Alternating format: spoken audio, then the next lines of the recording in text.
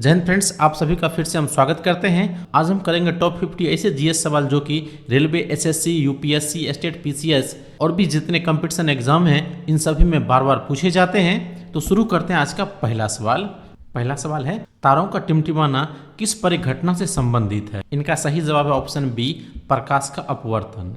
अंतरिक्ष में जो तारा जलता है यह हमेशा जलते रहता है और इसकी रोशनी जब पृथ्वी पर आती है तो यह वायुमंडल के विभिन्न परतों को पार करते हुए आती है और हमें यहाँ दिखाई देती है। तो जो विभिन्न परतों को तारा की रोशनी पार करती है इसमें क्या होता है, इसकी दिशाएं बदल जाती है, हल्की हल्की हल्की हल्की, और इसी से हमें अनुभव होता है कि तारा टिमटिमा रहा है। अब अगला सवाल देखते हैं, किसी वस्तु द्वारा उनकी स्थिति या विन्यास में परिवर्तन के कारण प्राप्त ऊर्जा को क्या कहते हैं?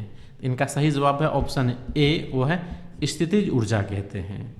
और ऐसे ही इंपॉर्टेंट वीडियो के लिए हमारे चैनल को लाइक कीजिए, शेयर कीजिए, सब्सक्राइब कीजिए। चलिए देखते हैं अगला सवाल। निम्नलिखित में से कौन सा उपकरण विद्युत धारा के चुंबकीय प्रभाव का उपयोग नहीं करता है? इनका सही जवाब है ऑप्शन डी, वो है इस्त्री, जिसे हम देसी भाषा में बोलते हैं कपड़े का आयरन करते हैं।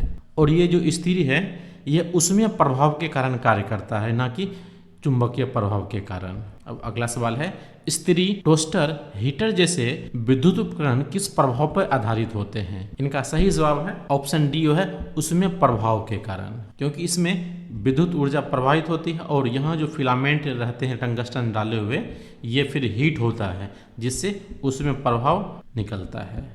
10 केजी द्रव्यमान को 2.5 मीटर प्रति सेकेंड स्क्वायर त्वरित करने के लिए आवश्यक बल कितना होगा? तो फोर्स बराबर होता है द्रव्यमान गुना त्वरण, तो दोनों गुना हो जाएगा, 10 गुना 2.5 हो जाएगा, तो ये हो जाएगा 25 न्यूटन। अब अगला सवाल है, निम्नलिखित में से कौन सा उपकरण विद्युत धारावाही चालक की गति का उपयोग नहीं करता है? तो इनका सही जवाब हो जाएगा ऑप्शन डी, वह है विद्युत हीटर, क्योंकि यह उसमें ऊर्जा पर कार्य करता है। इसमें इलेक्ट्रिक जरूर लगता है पर इसका जो कार्य होता है यह उसमें ऊर्जा पे कार्य होता है। सवाल है, मोटर द्वारा प्रति एकांक समय में किया गया कार्य क्या कहलाता है? इनका सही जवाब होगा ऑप्शन बी, वह है शक्ति कहलाता है। शक्ति बराबर कार्य बटे समय होता है।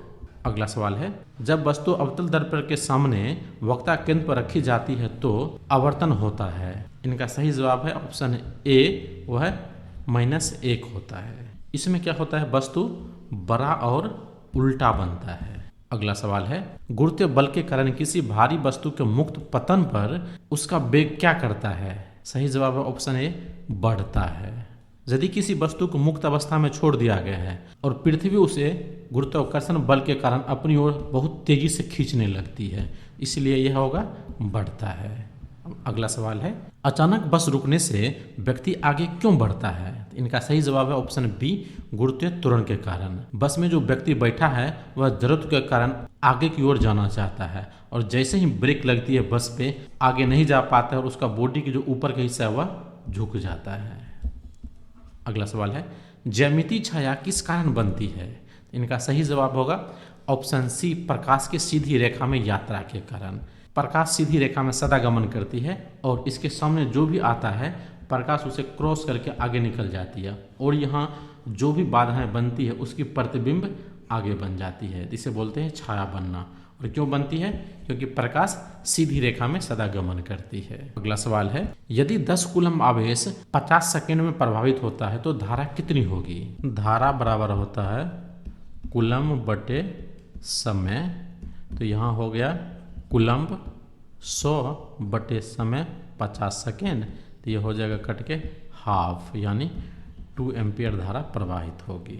ऑप्शन सी सही। अगला सवाल है, यदि 10 सेंटीमीटर फोकस वाली अवतल दर्पण के सामने वस्तु रखी जाती है और प्रतिबिंब 20 सेंटीमीटर पर बनता है तो वस्तु की दूरी क्या होगी?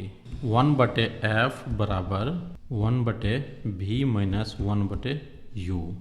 तो यहाँ 1/f जो फोकस की दूरी है +10 में है, तो यहाँ हो जाएगा 1/10 बराबर 1/v जो प्रतिबिंब की दूरी है वह है 20 सेंटीमीटर, तो ये हो जाएगी 20 सेंटीमीटर माइनस, तो ये हो जाएगा -1/u हमें निकालना है।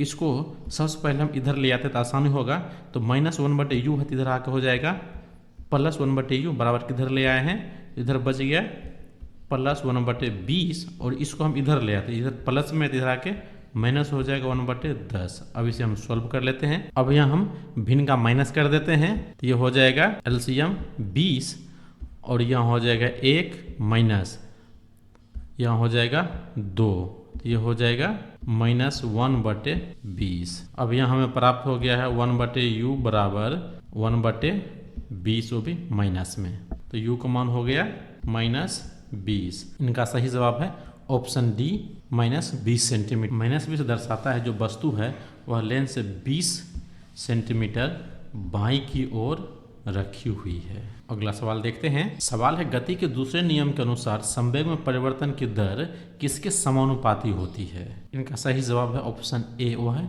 बल के समानुपाती होते हैं। सवाल है 5 मीटर प्रति सेकंड की गति से चल रहे 2 kg वस्तु की गतिज ऊर्जा क्या होगी? तो गतिज ऊर्जा बराबर हो जाता है 12mv²। तो ये हो जाएगा 12 इंटू मास पे हो जाएगा 2 kg गुना वेग 5 स्क्वायर यहाँ पे है, तो यहाँ भी हो जाएगा स्क्वायर, तो ये हो जाएगा डबल। अब ये कट जाएगा।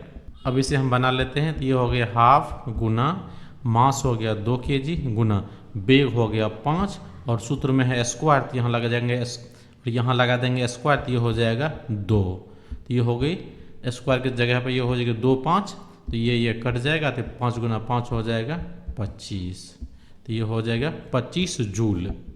अब अगला सवाल देखते हैं। यदि पृथ्वी का जी चंद्रमा के जी का 6 गुना है तो निम्न में से कौन सा कथन सही है? तो इनका सही जवाब होगा ऑप्शन सी, पृथ्वी को वजन चंद्रमा से 6 गुना अधिक होता है और ये जो गुरुत्वाकर्षण बल है यह वजन पे ही कार्य करता है। अगला सवाल है विद्युत धारावाही वृत्ताकार कुंडली के केंद्र पर चुंबकीय क्षेत्र किस पर निर्भर करता है?